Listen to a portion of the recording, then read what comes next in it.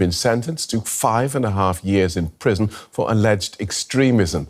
They were convicted of working for a banned non-profit organisation set up by the deceased opposition leader Alexei Navalny. They deny the allegations. Their jailing is part of a widespread crackdown on dissent by Vladimir Putin.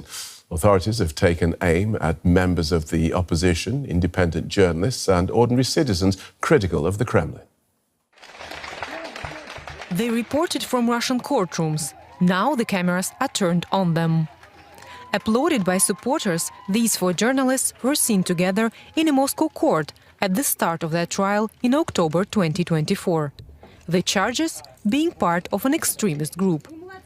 The prosecutor alleged they helped film videos for the Anti-Corruption Foundation, which was set up by the late Russian opposition leader Alexei Navalny. They denied the accusations. Antonina Favorskaya and Artem Krieger have worked for the Russian independent outlet Sota Vision. Sergei Karelin is a videographer and Konstantin Gabov a journalist and producer.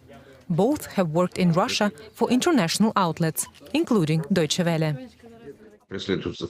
They are being persecuted for their journalistic activities, which is a reason to consider them political prisoners. Dissemination of any information that does not correspond to the state narrative, the narrative of state propaganda, is perceived as dangerous. In this sense, journalists are at great risk. The trial itself is being held behind closed doors. How are they coping? Smiling. At first they were a little lost, but now they're fine. They're still trying to understand what is happening. Last Thursday, the 4 journalists delivered their final statements before the court. Even behind bars, I am convinced that one should report on Russia from Russia. To work in these extreme circumstances is difficult, but possible. Moreover, it is necessary. We need to show that there are people in Russia who think differently. Gabov worked for DW as a correspondent in Moscow in 2019, and later, until his arrest, as a producer for international news agencies like Reuters.